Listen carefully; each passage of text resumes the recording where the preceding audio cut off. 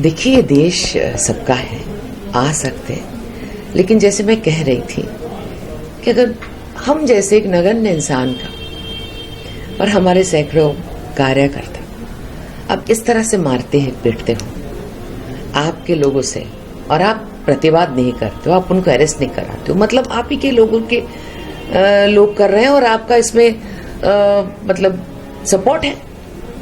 अगर आप उनको अरेस्ट नहीं करा रहे हो तो मतलब तो यही होता है कि आपका सपोर्ट है। तो अगर आपका सपोर्ट है तो आप कितने ऐसे लोगों के, औरतों के सम्मान हानि करेंगे, उनके केश तुड़वा के, मार के, जमीन पे गाड़ के ब्रेन हेमरेज करवा देंगे। वाराणसी में आपको ऐसा मौका नहीं मिलेगा। यहाँ बड़े सख्ती से पेश आ जाता है। असुर के साथ कोई काम करे ना तो उनको बड़े शक्ति से संभाला जा सकता है। वैसे भी राष्ट्र विरोधी ताकतें लगातार कुछ न कुछ बोलती रहती हैं, लेकिन इलेक्शन पीरियड पे ऐसा क्या है कि ये लोग कुछ ज्यादा ही राष्ट्र विरोधी बातें करने लगते हैं, और क्या साबित करना चाहते हैं इस तरह की बात करके? देखिए, मैं आपको एक सिंपल कुछ एक्सप्लेनेशन बताना चाहती हूँ। भारतवासी को समझना पड़ेगा कि अभी इस समय जो भारतीय जनता पार्टी के ऊपर जिम्मेदारी दी गई है सरकार चलाने का, वो एक राजनीतिक दल है। उनका आदर्श विचार वो अलग है जो हम संघ से और बाकी ऑर्गेनाइजेशन से देखा जाता है, लेकिन भारतीय जनता पार्टी एक राजनीतिक पॉलिटिकल पार्टी है जिनका काम है सरकार चलाना। अभी इस वक्त सरकार में जो लोग बैठे हैं वो सरकारी काम करते हैं, और पार्टी के जो अध्यक्ष हैं, पार्टी के जो लीडरशिप है, वो अपना विचारधारा पहुंचाने के लिए काम करते हैं। ठीक है ना? अभी जनता को जो भारतीय जनता पार्टी को पसंद नहीं करता, उनको ये समझना पड़ेगा कि भारतीय जनता पार्टी और भारत को थोड़ा सा अलग दिखा करो। अपना देश भारत है। आप चाहे आप पार्टी पसंद ना करो, कोई बात नहीं है। बहुत सैकड़ों लोग हैं जो भारतीय जनता पार्टी को पसंद कर रहे हैं। हम आपसे यही करेंगे रिक्वेस्ट कि आप अलग करके सोचा करो। विरोधी बातें जो कर रहे हो, इसमें आपका फायदा नहीं हो रहा है, नुकसान ही हो रहा है। हर एक भारतीय का सम्मान बढ़ेगा जब हम भारतीय होने का गर्व करेंगे।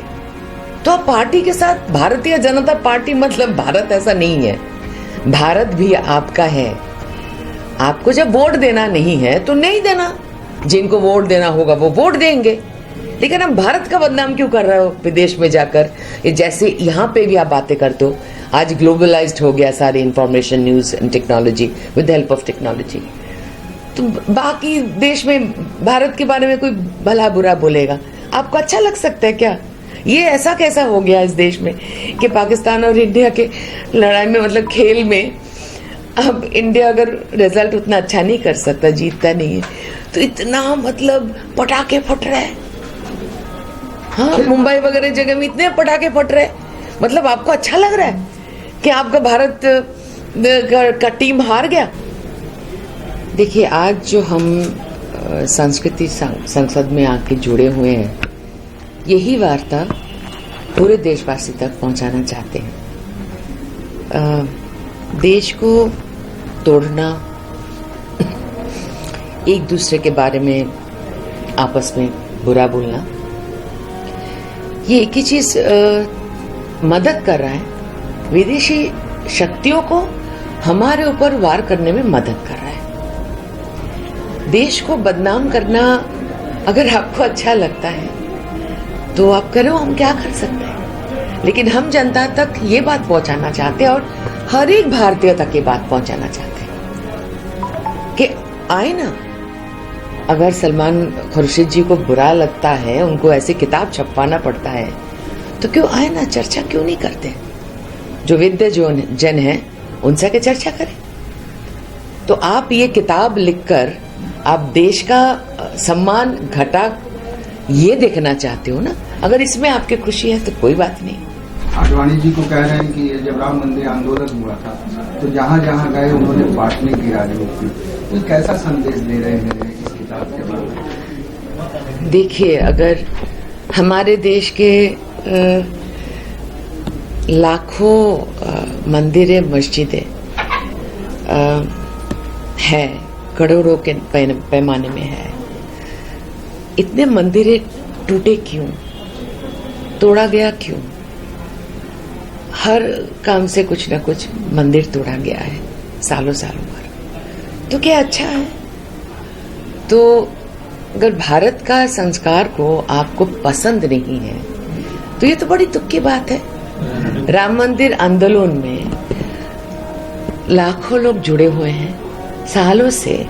अगर आप मुझे बताओ, आप मेरा दक्षिणेश्वर मंदिर पश्चिम बंगाल का, कलकत्ता का, मेरी माँ कहती है मुझे वहां मन्नत मांगे जन्म हुआ है।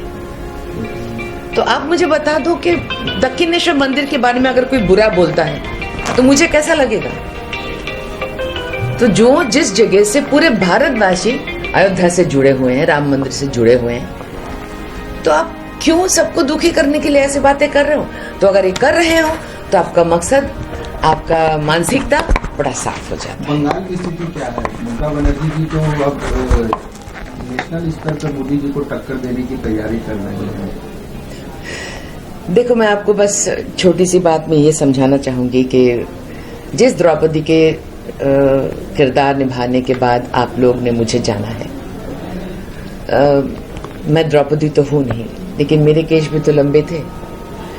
तो ये लंबे केश को पकड़ के जमीन पे घसीट कर मारा और मरवाया किन लोगों ने? ममता बनर्जी के लोगों ने ही ना। तो एक औरत होने के नाते एक और औरत को देश में अगर आप निग्रह करते हो और करवाते हो, और लाखों लोगों को पश्चिम बंगाल में सिर्फ आपके पार्टी के नहीं है इसीलिए आप असम्मानित करते हो, तो इसी से परिचय हो जाता है उनका, उनके बारे में और मैं क्या बोलूं। ये देखो, राजनीतिक पार्टी का विरोध करते करते राष्ट्र का विरोध क्यों होने लगा? सही बात है। जब टोक्यो में ओलंपिक्स जीत के आते हैं हमारे भारत के लड़के लड़कियां, बच्चों, आपको खुशी होती है ना? तो यहाँ कोई तो है जो भारत के खुशी के साथ अपने आप को जोड़ नहीं पा रहे हैं।